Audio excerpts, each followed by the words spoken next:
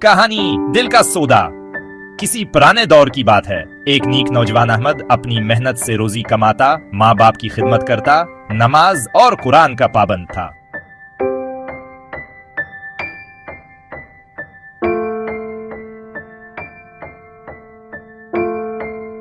लेकिन वक्त के साथ साथ दुनिया की चमक दमक ने उसके दिल में जगह बनानी शुरू कर दी। दोस्तों ने कहा, अहमद, इतनी इबादत से क्या मिलेगा?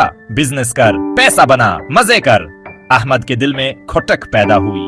उसने सोचा, शायद वही ठीक कह रहे हैं। इसने कारोबार में हाथ डाला, मेहनत की, पैसा भी आया, लेकिन साथ ही दिल की सुकून, नमाज का मजा, कुरान की लज्जत, वालिदैन की दुआएं, सब आहिस्ता आहिस्ता छुनने लगे।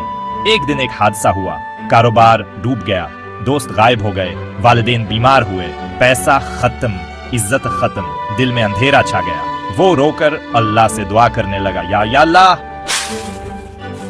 मैंने दुनिया के लिए दीन छोड़ दिया, लेकिन दुनिया भी ना मिली, दीन भी जाता रहा, मुझे माफ फरमा, मुझे वापस अपनी तरफ बुला ले। उसी रात अहमद ने ख्वाब देखा कि एक बुजुर्ग फरमा रहे हैं, बेटे, अल्लाह ताला फरमाता है, जो शख्स आखिरत की खेती चाहे हम उसकी खेती में इजाफा करें, और जो दुनिया चाहे हम उसे दुनिया में से थोड़ा सा दे देते हैं, लेकिन आखिरत में इसका कोई हिस्सा नहीं होता। जागने के बाद अहमद ने फैसला किया कि वो फिर से अल्लाह की तरफ रजू करेगा, हलाल रोजी कमाएगा, नमाज, कुरान, वालिदैन की खिदमत सब बहाल करेगा।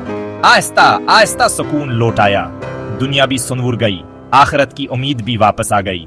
नबी करीम सल्लल्लाहु अलैहि वसल्लम ने फरमाया, जो शख्स दुनिया के लिए आखिरत को छोड़ेगा, अल्लाह इसे दोनों में नुकसान देगा, और जो शख्स आखिरत के लिए दुनिया को कुर्बान करेगा, अल्लाह इसे दोनों में कामयाबी देगा।